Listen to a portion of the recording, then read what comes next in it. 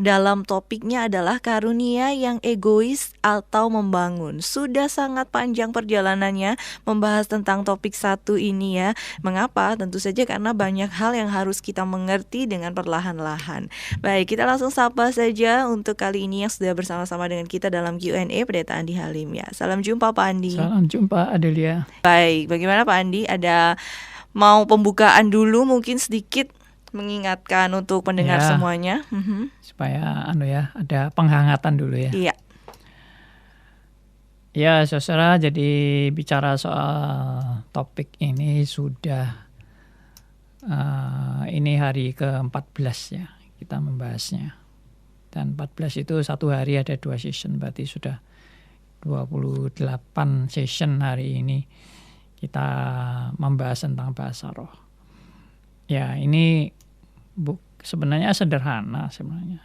Bagi jemaat Korintus yang menerima surat ini, tentunya mereka sudah mengerti maksud daripada Rasul Paulus. Tapi bagi kita itu yang hidup 2000 tahun sesudah peristiwa ini ya, tentunya kita juga tidak mudah bagi kita ya. Karena apa? Karena konteksnya udah lain, budayanya udah lain, latar belakangnya lain ya. Dan waktu itu kan baru jemaat mula-mula juga itu ya. Jadi boleh dikatakan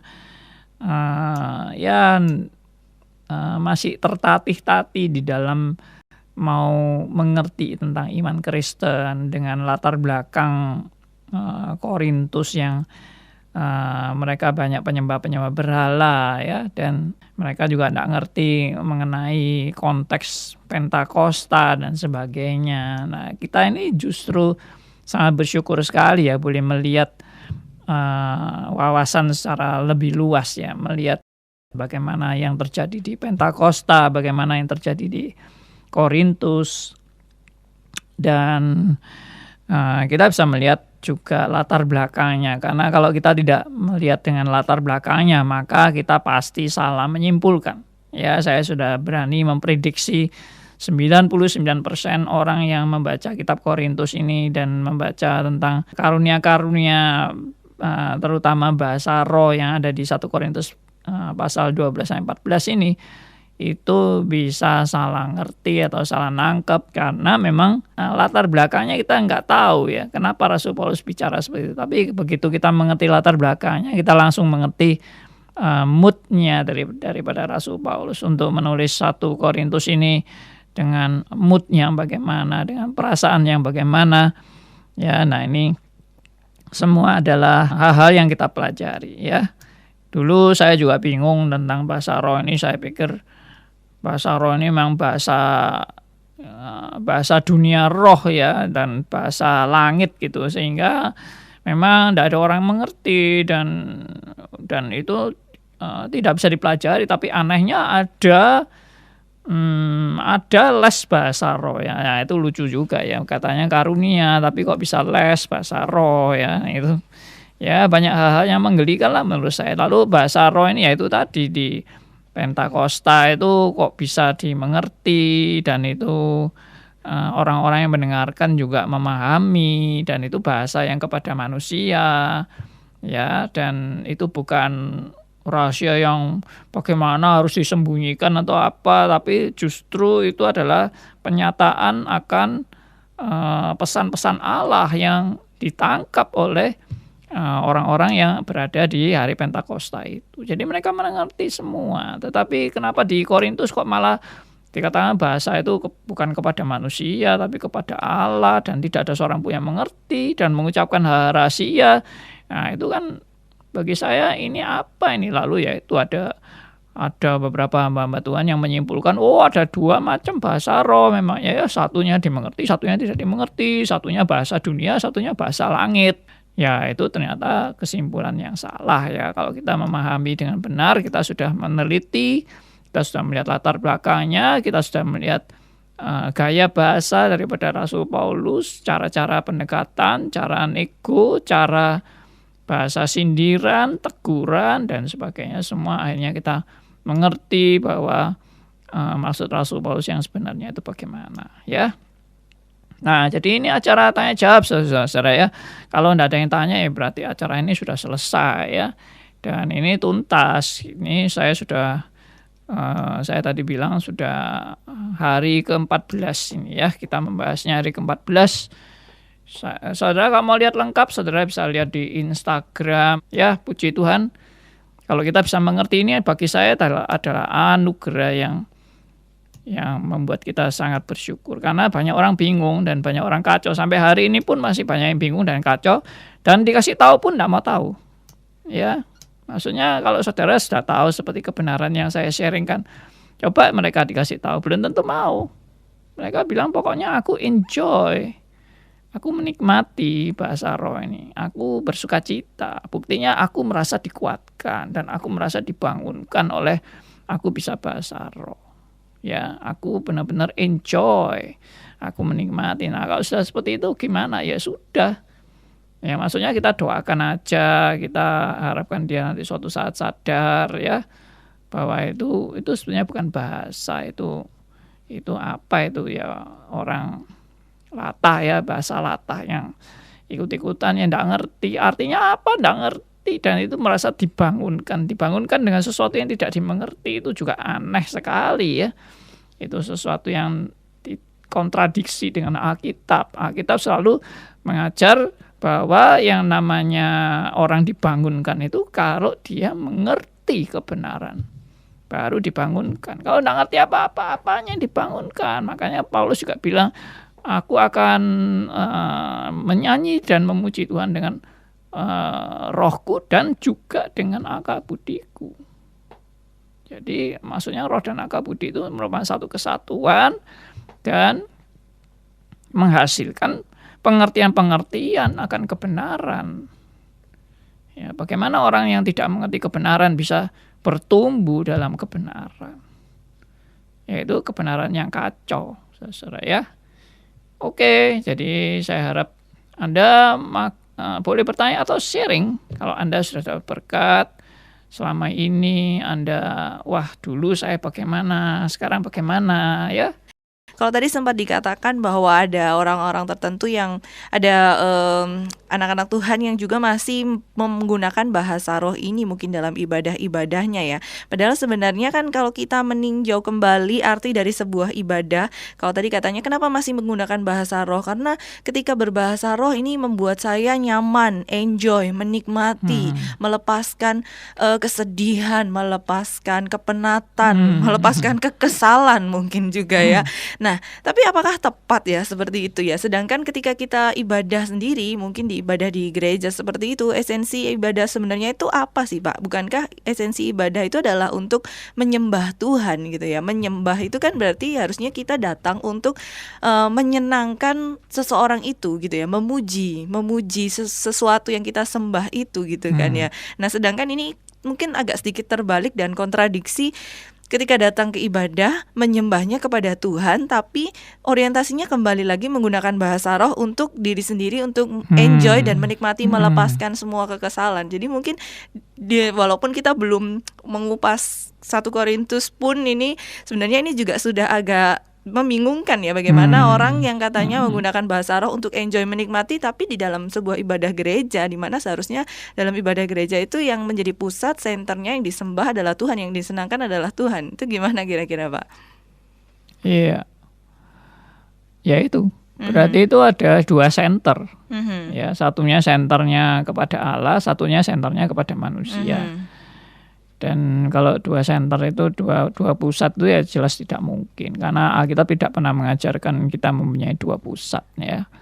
Ada memang beberapa, saya pernah mendengar khotbah dari hamba Tuhan yang mengajarkan tentang memang ada 2 pusat ya. Di Alkitab itu memberikan 2 pusat, satunya Tuhan, satunya manusia. Wah ya kacau deh kalau ada 2 pusat seperti itu. Berarti bersaing dong antara Tuhan dan manusia, karena sama-sama pusatnya ya, bersaing dan saling mau merebut akan pusatnya itu, mana yang jadi pusat ini, saling mau berebut. Nah, itu jelas-jelas tidak benar ya. Tuhan ingin jelas pusat kita hanya satu, yaitu kepada Allah dan bukan kepada manusia.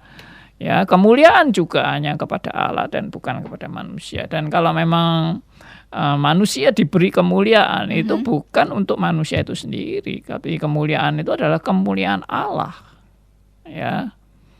Jadi seperti 1 Korintus 10 ayat 31 itu sangat jelas sekali bahwa segala sesuatu itu adalah untuk kemuliaan bagi Allah, bukan untuk kemuliaan bagi manusia. Coba dibacakan oleh Adelia. 1 Korintus 10 ayat 31 ini ayat favorit, termasuk ayat favorit ya bagi ya orang-orang yang menyadari bahwa semua itu adalah pusatnya adalah kemuliaan bagi Allah. Ya, 1 Korintus 10 ayat 31. Aku menjawab, jika engkau makan, atau jika engkau minum, atau jika engkau melakukan sesuatu yang lain, lakukanlah semuanya itu untuk kemuliaan Allah. Nah, jadi kalau spiritnya adalah untuk kemuliaan Allah, kenapa saya mempunyai orientasi untuk kemuliaan bagi diri saya sendiri? Kenapa saya punya orientasi untuk kepuasan dan kenikmatan saya? Ya, sebenarnya kalau saya boleh puas, misalnya orang makan kan supaya dia kenyang kan dia puas. Tapi dia harus sadar, dia makan pun itu adalah untuk kemuliaan bagi Allah. Artinya hidupnya itu kan bukan miliknya lagi. Dia sudah dibeli, harganya telah lunas dibayar, dan tidak ada orang hidup untuk dirinya sendiri. Kalau dia hidup, ya dia di luar Kristus, dia adalah hamba dosa. Tapi di dalam Kristus, dia adalah hamba Allah. Ya, kalau dulu hanya untuk memuaskan hawa nafsu keberdosaannya, kalau sekarang dia sudah di dalam Kristus, dia hidup untuk kemuliaan bagi Allah. Jadi tidak ada masih dualisme lagi, lalu ada masih untuk diri saya, ada yang masih untuk Allah. Tidak ada, semua bagi Allah. Ya, soli Deo gloria, kemuliaan hanya bagi Allah. Itu juga ditunjang oleh Roma 11 ayat 36 ya. Roma 11 ayat 36 itu juga mengajarkan bahwa segala sesuatu itu akhirnya ya semuanya terfokus kepada kemuliaan bagi Allah ya. Bisa dibacakan sekali lagi Roma 11 ayat 36. Roma 11 ayat 36. Sebab segala sesuatu adalah dari Dia dan oleh Dia dan kepada Dia. Bagi Dialah kemuliaan sampai selama-lamanya. Nah, jadi ayat ini juga menegaskan tentang teosentris ya, berpusat semuanya kepada Allah dan bukan untuk manusia. Segala sesuatu adalah dari Dia ya, dari Allah dan oleh Allah ya, atas topangan daripada Allah dan pemeliharaan daripada Allah dan kepada Dia, tertuju kepada Dia. Bagi Dialah kemuliaan sampai selama-lamanya. Jadi sudah jangan istilahnya cari celah-celah Anda ingin dimuliakan.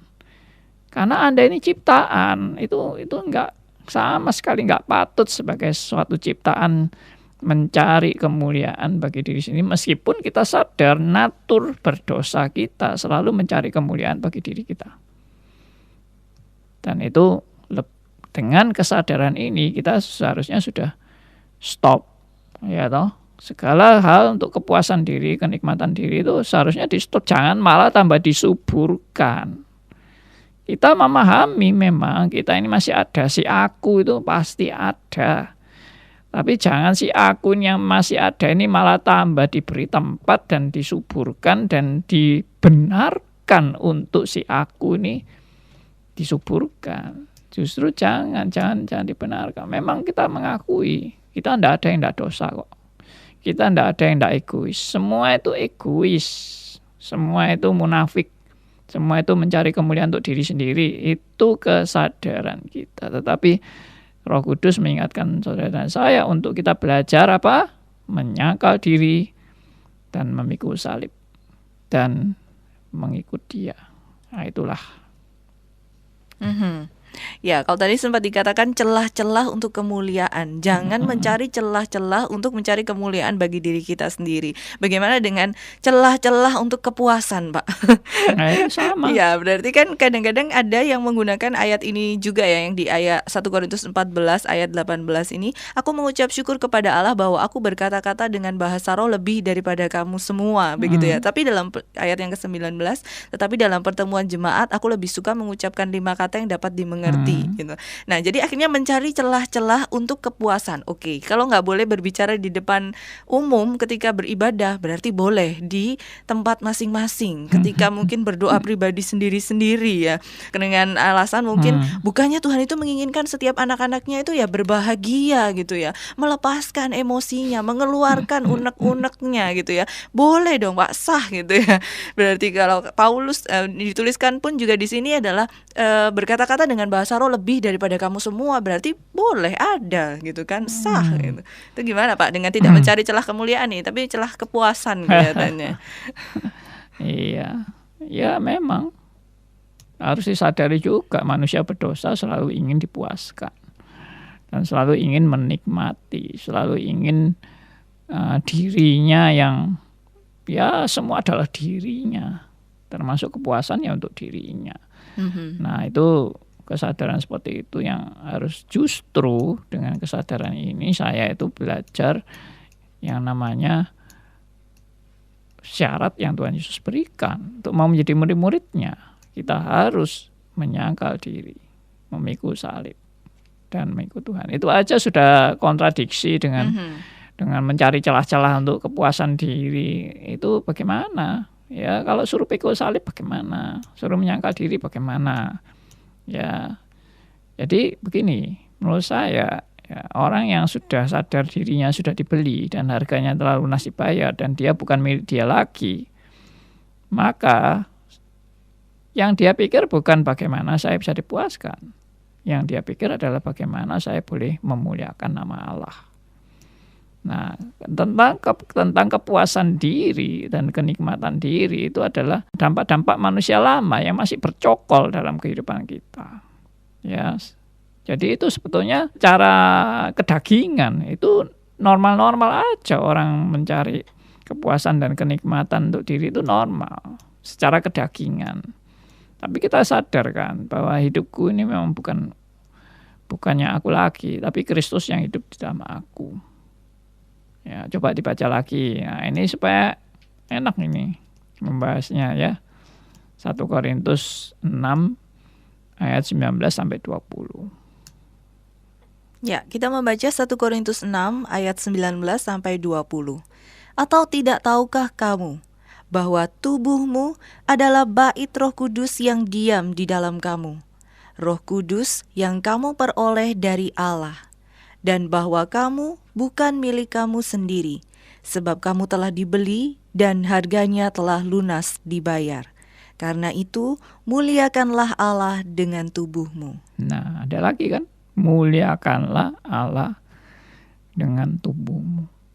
Jadi, wah, ini sudah ayat-ayat tentang kemuliaan bagi Allah itu sudah istilahnya seluruh Alkitab itu sudah fokusnya itu. Jadi menurut saya aneh kalau Anda ini sudah sadar Anda ini sudah dibeli, harganya telah lunas dibayar, Anda bukan milik Anda lagi, ya, Anda ini sudah ditebus ya oleh darah Kristus, ya, Anda sekarang menjadi hamba Allah, tapi masih mikir bagaimana saya bisa dimuliakan.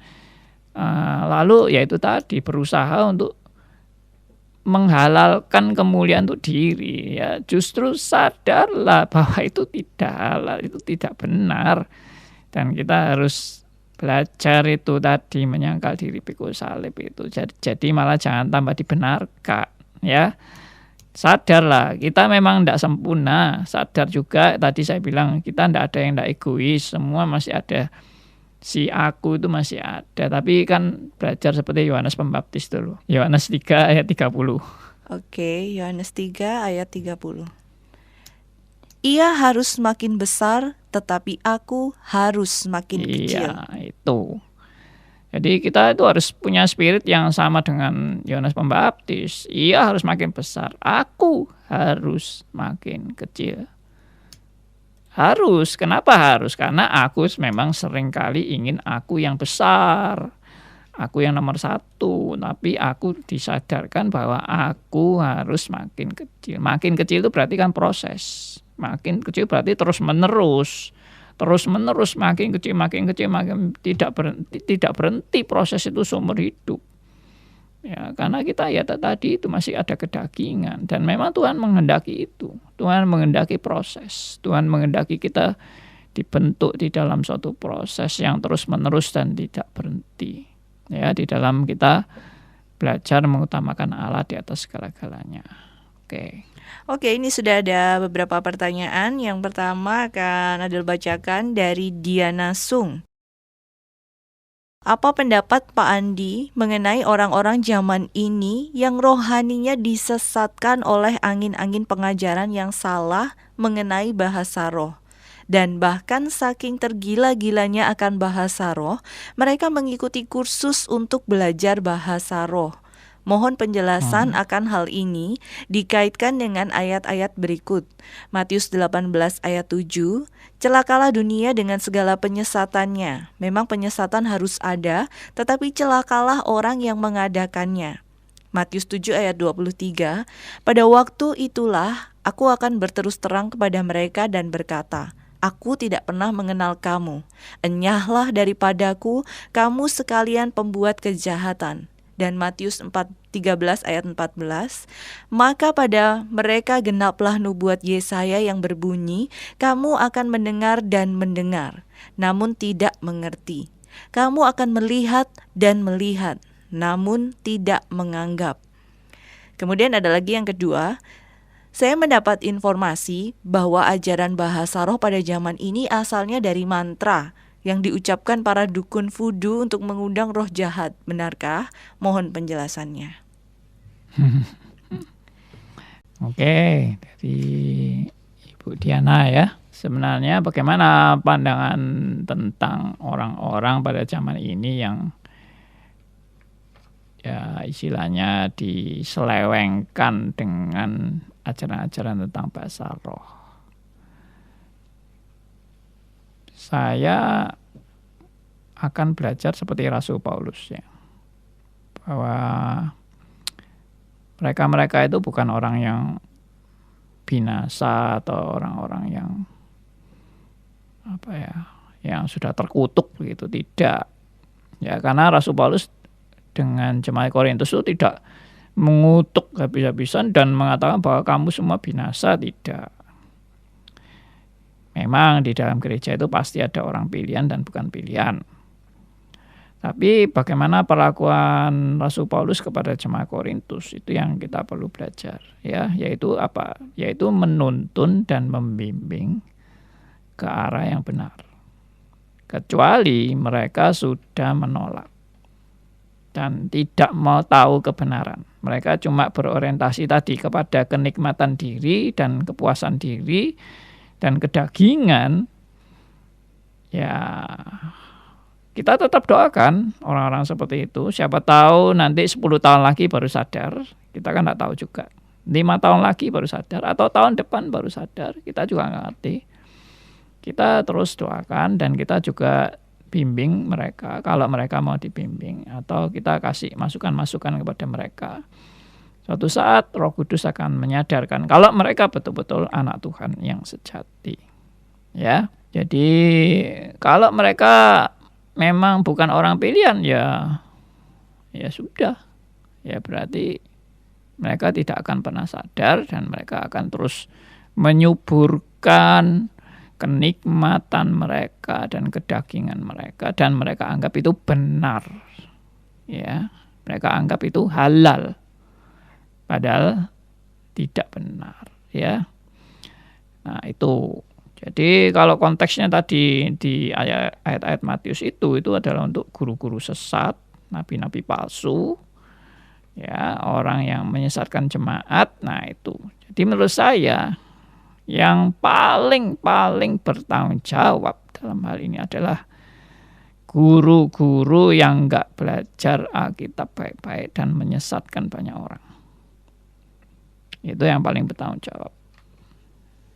Ya, saya juga pernah menyesatkan orang di dalam saat-saat di mana saya juga nggak ngerti kebenaran, tapi saya waktu itu berani mengajar juga, sehingga banyak orang yang ikut saya yang mengajar yang salah waktu itu. Waktu itu saya belum sadar akan kebenaran-kebenaran ini, Dan saya mempengaruhi banyak orang juga, teman-teman saya dan sebagainya. Tapi setelah saya sadar, saya mengaku saya bersalah dan saya mengaku bahwa saya dulu mengajar yang tidak sesuai dengan Alkitab, dan saya mengajak teman-teman saya itu untuk kembali kepada kebenaran. Itu pun yang sempat saya jangkau, yang tidak sempat ya wah ya sudah, saya cuma bisa mendoakan aja, mana bisa saya ketemu semua orang ya dengan menyadarkan mereka, dan belum tentu juga mereka mau sadar kalau saya yang mengingatkan mereka. Jadi saya juga percaya kalau mereka anak-anak Tuhan, pasti Tuhan yang akan menuntun mereka. Sama seperti saya dulu juga sesat, tapi Tuhan akhirnya menuntun saya untuk menuju pada kebenaran. Nah, bagaimana dengan bahasa roh yang dilakukan oleh dukun-dukun dalam melakukan mantra-mantra dan sebagainya? Ya, menurut saya bahasa roh itu ternyata dalam penelitian itu bukan hanya monopolinya orang Kristen. Ternyata kalau saudara meneliti, dalam semua agama ada saat-saat mereka bisa, tanda petik, bisa berbahasa roh. Dalam semua agama. Ya, dalam momentum-momentum tertentu mereka seperti tanda petik mengalami ekstasi rohani, itu yang saya pernah katakan. Sehingga dalam suasana dan situasi yang seperti itu, mereka dalam keadaan setengah sadar atau tidak sadar, mereka bisa berbahasa-bahasa yang aneh-aneh, bukan bahasa ya, bisa mengucapkan kata-kata yang aneh-aneh, dan tidak ada yang mengerti, dan tidak terkontrol atau tidak terkendali. Sehingga ya seperti orang tanda petik kerasukan begitu. Nah, itu bisa terjadi momen-momen seperti itu, dan itu bukan hanya milik orang Kristen. Orang yang non-Kristen pun juga banyak melakukan hal seperti itu.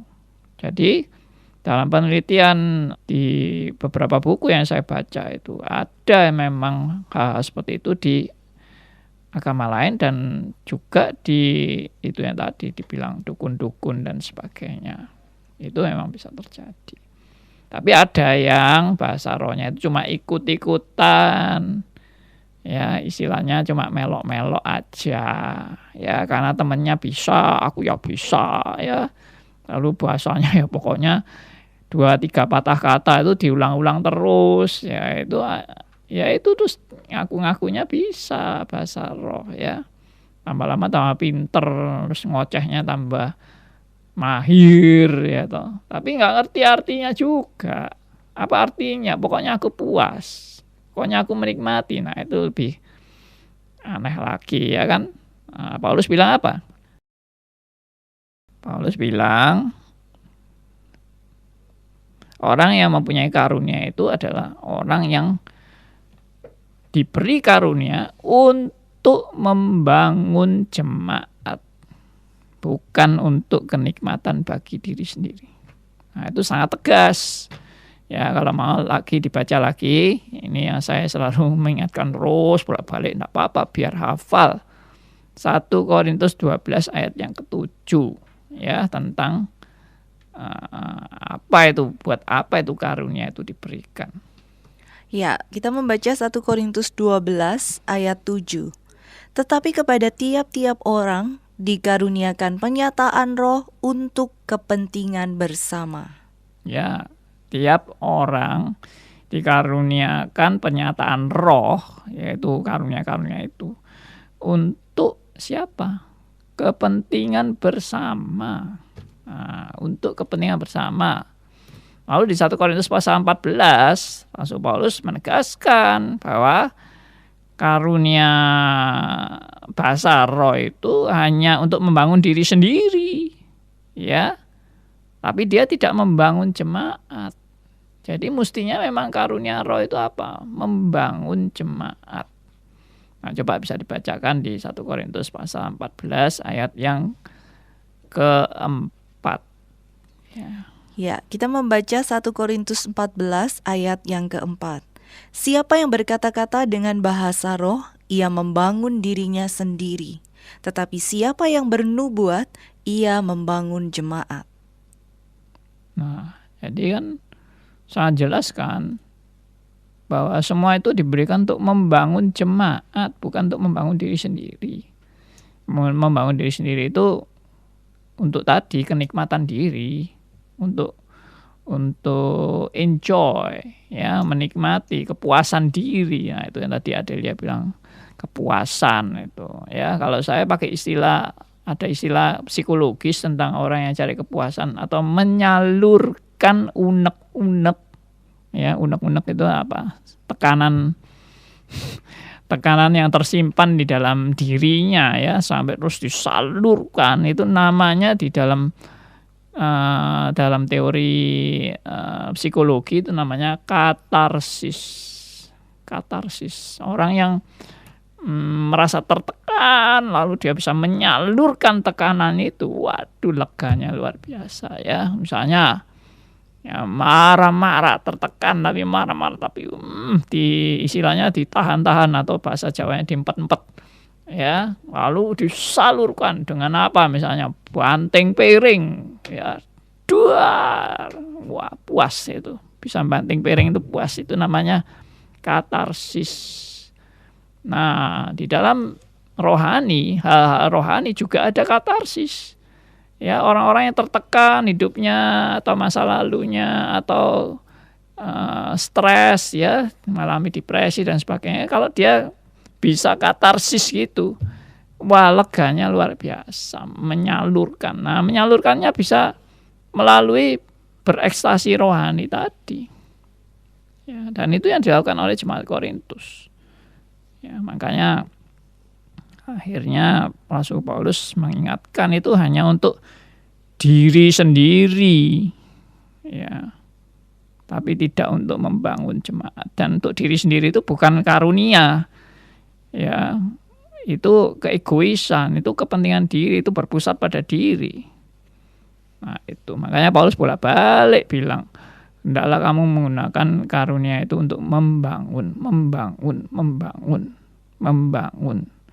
Nah, kalau diri sendiri lalu itu rahasia, lalu itu hanya untuk yang tahu adalah tidak ada yang tahu, ya, semua orang tidak ada yang tahu, ya, termasuk yang ngomong pun juga tidak tahu. Katanya dia hanya mau berkata-kata kepada Allah. Allah itu sesuatu yang ilahi yang tidak jelas. Jadi apa itu? Itu sama sekali bagi Rasul Paulus menegaskan itu sama sekali no use, ya, meaningless juga. Sesuatu yang tidak ada artinya, meaningless. Tapi kalau bernubuat itu mengajar, menasehati, membangun. Nah, itu jadi dibedakan antara karunia yang untuk diri sendiri, kepentingan diri, dan karunia untuk membangun. Rasul Paulus jelas lebih menegaskan akan membangun ini, bukan untuk diri semua. Ya, coba dibaca lagi 1 Korintus pasal 12 ayat 2 sampai 3. Nah, ini biar review kembali. Baik, 1 Korintus 12 ayat 2 sampai 3. Kamu tahu bahwa pada waktu kamu masih belum mengenal Allah, kamu tanpa berpikir ditarik kepada berhala-berhala yang bisu. Karena itu, aku mau meyakinkan kamu bahwa tidak ada seorang pun yang berkata-kata oleh Roh dapat berkata, terkutuklah Yesus. Dan tidak ada seorang pun yang dapat mengaku Yesus adalah Tuhan selain oleh Roh Kudus. Nah, ini kan kebiasaan lama dari jemaat Korintus yang berekstasi rohani itu. Jadi mereka itu tanpa sadar mengucapkan kata-kata yang tidak terkontrol, ya, dan itu membawa kepada kebiasaan mereka yang berbahasa roh yang tidak terkontrol itu atau tidak terkendali itu. Dan Rasul Paulus bilang itu bukan yang benar, itu hanya untuk diri sendiri. Nah, coba dibaca lagi 1 Korintus 14 ayat 2 sampai 3. 1 Korintus 14 ayat 2 dan 3. Siapa yang berkata-kata dengan bahasa roh tidak berkata-kata kepada manusia tetapi kepada Allah, sebab tidak ada seorang pun yang mengerti bahasanya. Oleh roh ia mengucapkan hal-hal yang rahasia. Tetapi siapa yang bernubuat ia berkata-kata kepada manusia Ia membangun, menasehati, dan menghibur. Ya, perhatikan, membangun, menasehati, menghibur. Karena dengan kata-kata yang jelas. Membangun, menasehati, menghibur. Sedangkan bahasa roh nggak ada yang ngerti sama sekali. Ya. Dan kamu berkata-kata itu kepada siapa? Allah tanda petik yang tidak jelas. Pada suatu ilah yang tidak jelas. Jadi makanya Rasul Paulus bilang, jelas yang perlu dilakukan itu bukan yang bahasa roh, tetapi bernubuat. Nah, itu di ayat 1 aja Paulus sudah bilang. Berusaha untuk memperoleh karunia, yaitu karunia bernubuat, bukan yang bahasa roh. Karena bahasa roh versi Korintus adalah identik dengan kekacauan. Masih ingat jemaat Korintus yang terpecah belah? Ya, jemaat Korintus yang punya golongan-golongan yang saling menghina satu dengan yang lain, golongan-golongannya. Lalu jemaat Korintus yang ada percabulan yang dilakukan oleh orang-orang yang sampai begitu keterlaluannya, sampai dikatakan orang kafir pun tidak melakukan sebobrok itu. Ya, jemaat Korintus yang mencari keadilan kepada orang yang tidak mengenal Allah. Ya, jemaat Korintus yang melakukan perjamuan kudus dengan mempermainkan perjamuan kudus, ya, semacam pesta pora dalam perjamuan kudus. Ya, yang tidak mengerti soal kawin mengawin, yang memperlakukan tubuhnya untuk percabulan dan sebagainya. Itu tidak mengerti sama sekali. Makanya Rasul Paulus di pasal 12 ayat 1 menegaskan bahwa Rasul Paulus di dalam mempelajari, mengajar jemaat Korintus ini mau mengingatkan supaya di dalam pasal 12 ayat 1 supaya apa? Supaya kamu mengetahui kebenarannya. Karena jemaat Korintus tidak tahu kebenaran mengenai karunia-karunia dan mempraktekkan karunia ini secara salah dan keliru semua. Makanya jangan baca 1 Korintus ini 12 sampai 14 ini dengan mau meniru jemaat Korintus atau meneladani jemaat Korintus atau menerima surat ini sebagai anjuran-anjuran yang harus dilakukan. Tidak, ini bukan anjuran, ini teguran, ini koreksi, ini sindiran, ya, ini menunjukkan kesalahan-kesalahan, ya. Makanya jangan baca 1 Korintus dengan keliru. Kita langsung ke yang sudah bergabung juga ya Pak ya malam hari ini di WhatsApp. Ini memang sesuatu yang paling greget sekali, poinnya adalah mungkin kita udah beberapa seri ini membuat kita semua mengerti, oh iya ternyata seperti itu. Dengan latar belakang Rasul Paulus menulis ini adalah untuk keadaan jemaat yang seperti ini. Jadi ini bukan sebuah surat anjuran atau perintah ya, bukan sama sekali ya ternyata. Wah, oke, kita mengerti. Nah, tapi satu pertanyaan yang greget sekali yang masih pasti ada di benak kita semua, termasuk dari Diki di Solo ini ya. Bagaimana menyadarkan kemudian ya, kalau kita tahu, kita tuh pasti kayak pingin sekali ya untuk menyadarkan atau minimal memberitahu lah orang-orang yang salah gitu ya dalam berbahasa roh. Ini pertanyaan dari Diki di Solo. Bagaimana menyadarkan orang yang sudah berbahasa roh padahal itu sudah mendarah daging bagi mereka? Ya, halo Diki. Ya, bersyukur ya kita boleh disadarkan, itu suatu anugerah Tuhan. Kalau ditanya bagaimana menyadarkan, itu memang yang bisa menyadarkan itu cuma anugerah Tuhan. Itu bukan karena kehebatan kata-kata kita atau kepandaian kita atau kejeniusan kita, itu sama sekali tidak. Tapi memang meskipun itu anugerah Tuhan, Tuhan juga memakai saudara dan saya untuk ya bisa menjadi sarana atau perantara yang untuk bisa menyalurkan berkat ini kepada mereka. Ya begini, kalau menurut saya begini ya, kalau dia itu anak Tuhan yang sejati. Misalnya tadi Adelia bilang kan, mereka itu kan mencari kepuasan dan mereka menikmati itu. Nah, lalu kita langsung counternya gini, kamu kamu lebih mengutamakan mana? Kepuasan atau kebenaran? Nah, itu aja coba ditantang begitu. Bagi kamu yang lebih penting yang mana? Kepuasan diri atau kebenaran? Nah, saya percaya kalau dia seorang anak Tuhan yang sejati, dia pasti ngomongnya ya kebenaran dong. Ya kan, bukan kepuasan. Kepuasan kan diri sendiri. Kalau kebenaran itu, nah lalu kita lanjutkan kan. Tapi kebenaran itu tidak selalu identik sejalan dengan kepuasan kita. Dulu saya dulu punya pikiran yang namanya kebenaran itu ya pasti memuaskan. Tapi ternyata tidak. Kalau itu bertentangan dengan kedagingan kita, belum tentu kita puas dengan kebenaran itu. Kita malah bisa jengkel dengan kebenaran itu. Karena berlawanan dengan kedagingan kita. Kita bisa istilahnya berontak terhadap kebenaran itu. Karena itu saya nggak menikmati kebenaran itu. Nah, jadi dalam hal ini kita harus hati-hati. Kepuasan tidak identik dengan kebenaran. Nah, itu kita mulai dari presupposisi ini ya supaya ya ini bisa membuka pintu atau membuka peluang untuk kita bisa. Nah, sekarang mari kita cari kebenarannya. Oke kan? Gitu. Kebenarannya dari mana? Ya menggali Alkitab. Kebenarannya bukan kebenaran subjektif, kebenaran aku, kebenaran kamu. Enggak, kebenarannya namanya kebenaran itu kebenaran sejati ya, hanya bersumber dari Alkitab. Mari sekarang kita belajar Alkitab baik-baik.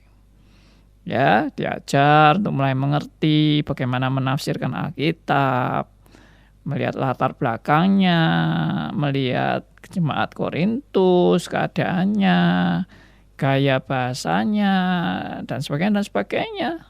Yaitu.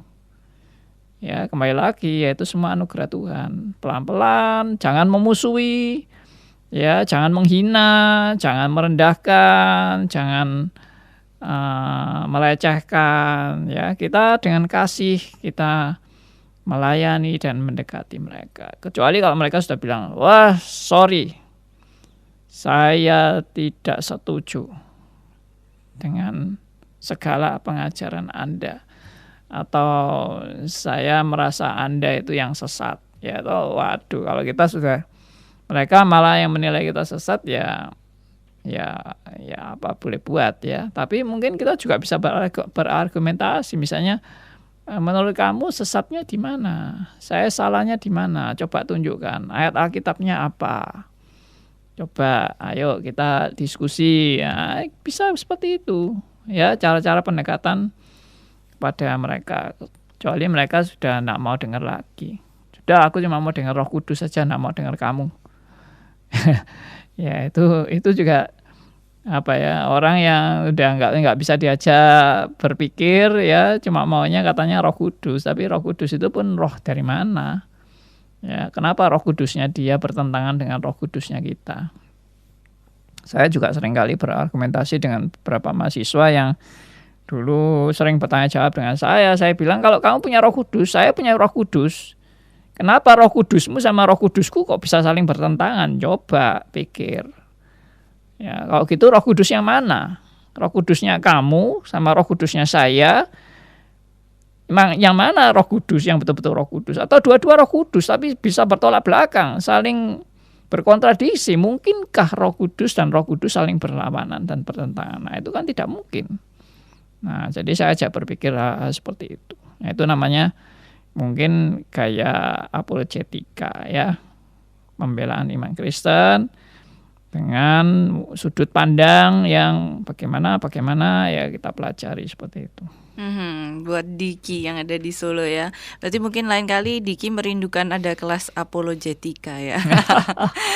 Oke, terima kasih buat Semester Diki ya. depan. Nah, itu ya sudah dapat bocoran ternyata.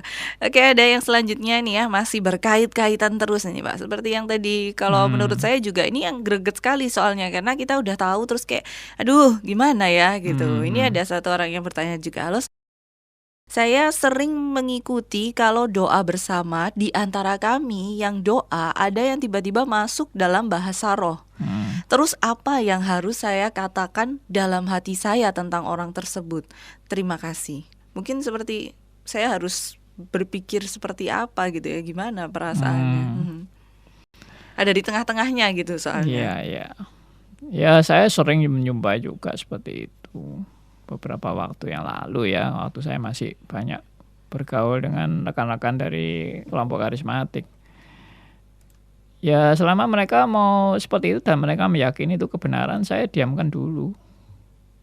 Ya, sama-sama seperti nasihat Paulus, jangan melarang orang yang berbahasa roh. Ya, biarin kalau mereka lagi mau berbahasa roh seperti itu, tapi setelah itu saya akan mengajak dia untuk belajar bersama.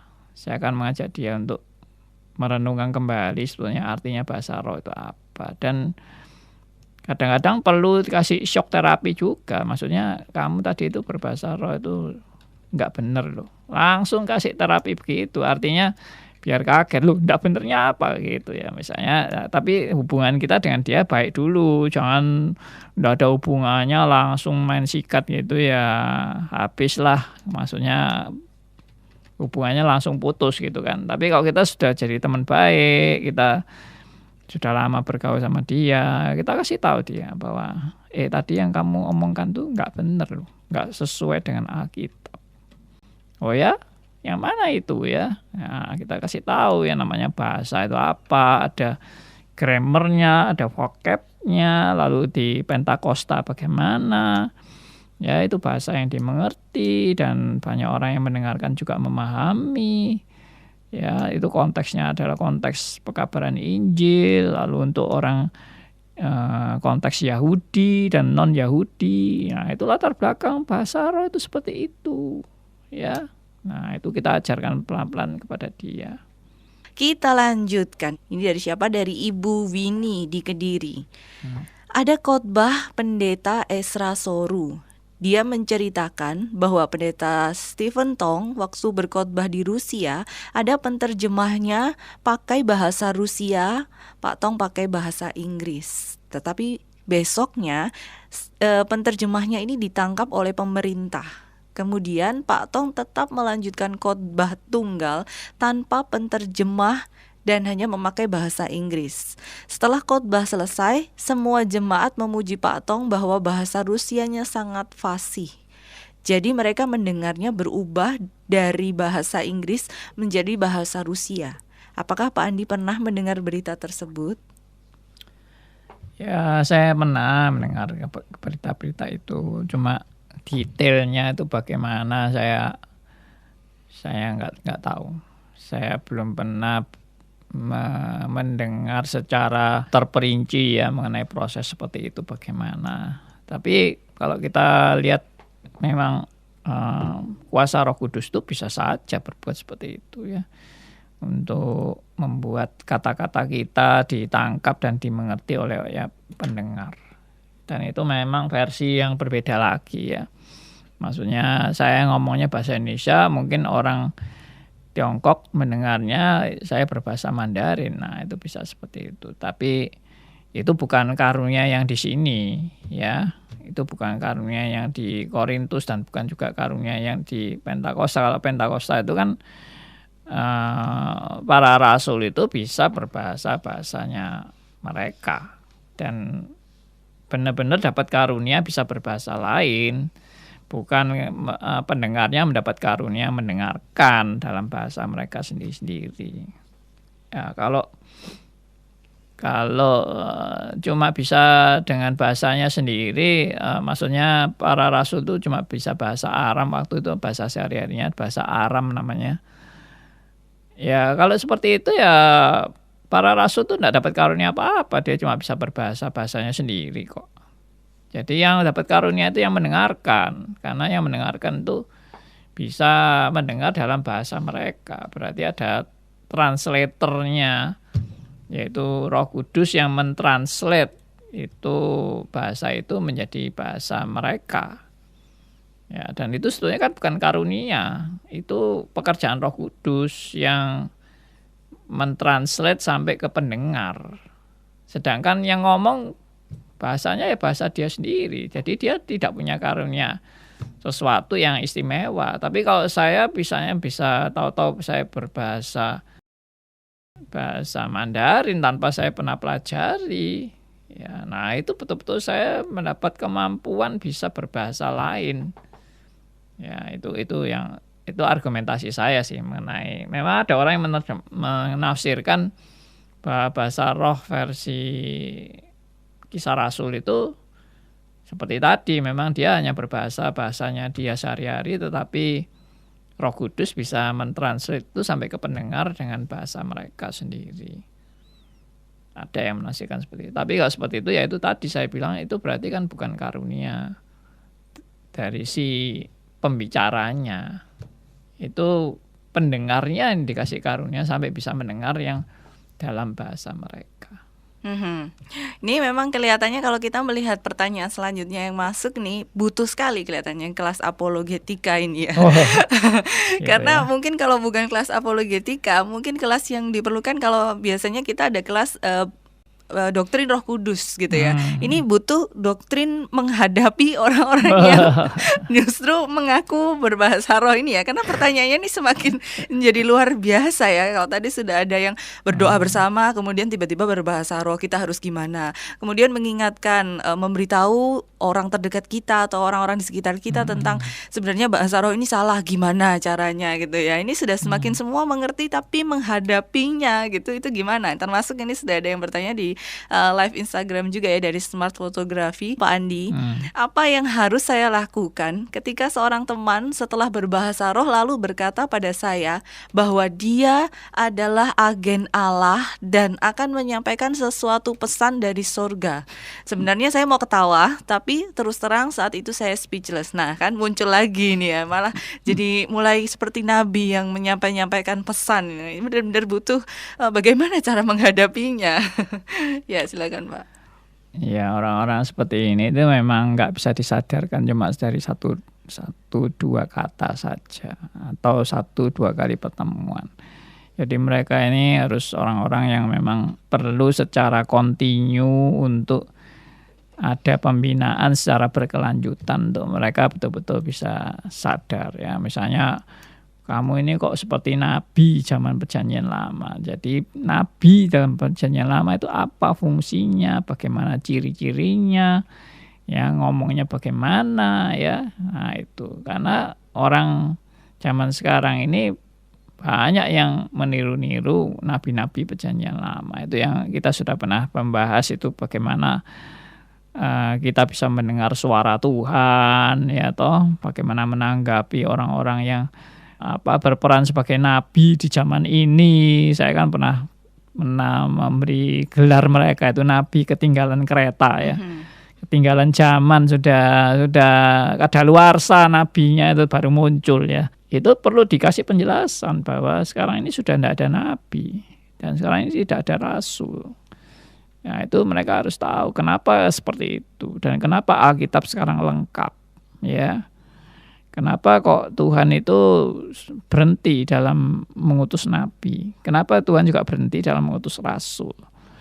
Ya, kenapa sekarang cuma ada pendeta, pengajar, penggembala, ya, penginjil? Cuma ada itu. Sudah tidak ada lagi yang namanya nabi dan rasul. Ya, karena apa? Pembangunannya sudah selesai. Pembangunan dasarnya sudah selesai. Fondasinya sudah selesai. Sekarang itu membangun di atas fondasi. Fondasinya sudah dibentuk. Fondasinya dari mana? Fondasinya dari rasul, dari nabi, ya, dan Yesus Kristus sebagai pokok dasar dari semua ajaran nabi dan rasul. Nah, itu sudah terbentuk, sudah set up dan sudah komplit. Di mana itu sekarang? Ya di Alkitab. Alkitab perjanjian lama, perjanjian baru sudah lengkap. Saudara mau cari pesan apapun dari Tuhan, sudah lengkap tertulis di perjanjian lama dan perjanjian baru. Saudara mau nambah Alkitab lagi, ya Alkitab kurang tebal, sampai saudara mau nambah lagi. Atau Alkitab kurang lengkap, saudara mau nambah lagi. Ya, wahyu Tuhan belum selesai, saudara mau nambah lagi. Ya tidak, sudah berhenti, tidak ada lagi tambahan-tambahan Alkitab. Ya, nah itu semua adalah pernyataan-pernyataan yang orang ini harus mengerti. Sehingga jangan gayanya kayak tahu-tahu dapat pesan dari Tuhan. Apa sih pesannya? Gua pengen tahu. Apa ada yang baru? Pesan itu yang tidak pernah ada di Alkitab. Ya, nah kalau kita sudah punya pengalaman cukup lama ya dengan bergaul dengan model-model seperti itu sudah terulang-ulang sepanjang sejarah, dan kesalahan itu juga berulang-ulang terus-menerus ya, dan akhirnya korbannya juga berulang-ulang terus-menerus terjadi korban. Ya, contoh paling gampang adalah menubuatkan kedatangan Tuhan Yesus yang kedua kali. Atau kalau kita belajar sejarah, orang yang menubuatkan Tuhan Yesus datang kedua kalinya itu sudah berulang-ulang. Ya, tiap kurang lebih 100 tahun, 200 tahun muncul lagi nanti, ya. Di zaman saya aja sudah muncul berapa kali itu orang menubuatkan tentang kedatangan Tuhan Yesus yang kedua kali. Ya, yang saya masih ingat sampai sekarang itu ya pendeta yang namanya si Buea itu. Ya, dari kalau tidak salah daerah apa itu, kepulauan dekat timur atau mana gitu ya, saya agak lupa. Nah, lalu dia dapat katanya ini wahyu dari Tuhan ini bahwa Tuhan Yesus mau datang ini di Bandung ya, tanggal 10 November. Kalau kurang lebih ya mungkin 25 tahun yang lalu atau berapa itu saya lupa. Yaitu sampai jemaatnya semua dibawa ke Bandung untuk menyambut Tuhan Yesus. Ternyata Tuhan Yesusnya tidak datang. Ya, yang datang polisi menangkap dia. Nah, itu terulang-ulang terjadi dan bolak-balik ada korban. Selalu bolak-balik seperti itu. Lalu ada pendeta yang katanya dapat perintah dari Tuhan untuk melamar istrinya orang lain. Loh, bagaimana itu? Kok bisa terjadi seperti itu? Ya itu disuruh Tuhan. Loh, itu kan tidak mungkin. Ya, pendetanya bilang apa yang tidak mungkin bagi manusia mungkin bagi Allah. Ya toh. Loh, itu gimana itu? Bukan akal sehat itu. Ya, akal Tuhan sama akalmu ya berbeda, jauh berbeda. Jalanmu bukan jalanku. Ya, pikiranmu bukan pikiranku. Ya, sejauh timur sampai ke barat. Ya, utara selatan. Ya, demikianlah pikiranmu dan pikiranku berbeda. Nah, itu dia pakai argumentasi seperti itu lalu ambil istrinya orang lain. Nah, bagaimana seperti itu? Itu diperintahkan Tuhan. Nah, saya sengaja pakai contoh-contoh ekstrim, ya, dan banyak contoh-contoh seperti itu yang katanya nubuatan. Ya, ada pendeta yang menubuatkan istrinya mati tanggal sekian, bulan sekian, tahun sekian, ya, jam sekian. Waduh, lengkap, datanya lengkap, sampai saking lengkapnya dia begitu yakinnya istrinya akan mati pada tanggal tersebut. Sudah dibelikan peti mati, lalu bikin upacara untuk menyambut kematian istrinya. Tahu-tahu nggak jadi mati. Sampai sekarang masih hidup istrinya. Malah sekarang beliau yang sudah meninggal. Ya, jadi banyak kekonyolan-kekonyolan tentang orang-orang yang dapat wahyu seperti ini. Nah, itu mesti belajar baik-baik. Kalau nggak belajar ya sudah merasa dirinya jadi Allah itu lalu bisa menubuatkan ini, menubuatkan itu, macam-macam. Oke, ini ada dari Smart Fotografi, matur nuwun Pak Andi, semoga sehat selalu. Puji Tuhan. Oke, tapi ini ada yang bertanya lagi, kalau belajar di STRIS apa ada kelas doktrin Roh Kudus? Terima kasih. Hari apa? Ada ya. Ada. Sudah berulang-ulang doktrin Roh Kudus diadakan. Jadi nanti bisa lihat jadwalnya ya. Oke, nanti update jadwal-jadwal kita lagi ya untuk yang bertanya tentang kelas doktrin Roh Kudus ada, nanti bisa diikuti. Oke, ini ada bacaan yang terakhir mungkin komentar dari Bapak Elia. Malam, saya lihat kalau kita bisa benar-benar dalam menjalankan kebenaran Alkitab, saya rasa tidak mungkin tanpa ekspansi dari Tuhan. Di awal-awal saya pernah bertanya, apakah jemaat di Korintus dipulihkan setelah surat sindiran ini dikirimkan? Pak Andi mengatakan saat itu bahwa Korintus lumayan berubah di surat 2 Korintus. Bagaimana? Apakah ada firman tentang perkembangan bahasa roh ini di 2 Korintus? Jadi melihat gereja hari-hari ini, hal itu terulang lagi dan lagi. Kedepannya mungkin sama ya Pak. Akan terjadi lagi Saulus menjadi Paulus. Akan terjadi lagi Yudas Iskariot yang tetap Yudas Iskariot dan seterusnya dan sebagainya. Akan ada lagi pendetaan di Halim di zamannya masing-masing. Oke, itu komentar dari Bapak Elia. Iya. Ya, saya percaya Roh Kudus terus bekerja dan tidak pernah berhenti bekerja, dan juga menyadarkan jemaat ya yang memang mau sadar, ada yang juga tidak mau sadar dan berkeras hati. Memang betul terulang kembali, sejarah selalu berulang dan mengulang kesalahan lagi ya, dan enjoy dengan kenikmatan-kenikmatan kedagingan, selalu begitu saja berulang-ulang terus. Memang sudah dikhotbahkan juga oleh pengkhotbah bahwa di dunia ini tidak ada sesuatu yang baru, segala sesuatu mengulang-mengulang lagi ya. Makanya pelajaran bagi saudara dan saya adalah mari kita belajar dari sejarah ya. Nah, ada filosof yang berkata bahwa pelajaran dari sejarah adalah manusia tidak mau belajar dari sejarah. Ya, itu unik juga ya toh, dan memang benar ternyata di dalam sejarah ini manusia tidak mau belajar dari sejarah dan selalu mengulang kesalahan-kesalahan sejarah. Ya, puji Tuhan kalau saudara dan saya boleh disadarkan dan dicelikkan. Semua karena anugerah Tuhan, bukan karena kehebatan Anda. Semua karena Tuhan begitu mengasihi Anda dan mencelikkan mata rohani saudara dan saya. Ya, itu bersyukur sekali atas kebenaran-kebenaran ini. Dan saya pun rindu untuk membagikan kebenaran-kebenaran ini, dan kebenaran itu tidak untuk ego ya, tapi untuk kita bagikan dan banyak orang juga boleh mendapat berkat. Oke, itu sudah yang terakhir untuk bergabung kali ini di WhatsApp kita. Jangan lupa nanti selanjutnya di minggu-minggu ke depan kita masih akan belajar kebenaran firman Tuhan bersama-sama. Baik, kita akan menutup terlebih dahulu di dalam doa, Pak. Ya, mari kita berdoa, kita bersyukur pada Tuhan. Bapa yang di surga, kami bersyukur dan terima kasih karena Tuhan membuka rahasia-Mu bagi kami, sehingga kami boleh mengerti kebenaran.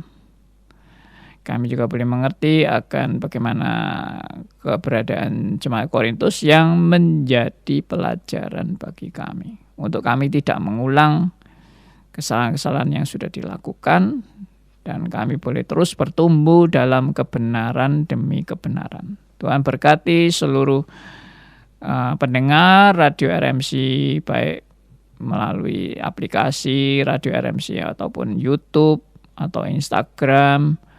Tuhan berkati semuanya para pendengar, dan kami juga boleh bertumbuh bersama. Tuhan berkati juga untuk acara-acara berikutnya, pembahasan-pembahasan selanjutnya. Tuhan berkati, kiranya semua ini boleh Tuhan pakai untuk kami terus bertumbuh dalam kebenaran demi kebenaran. Terima kasih ya Tuhan.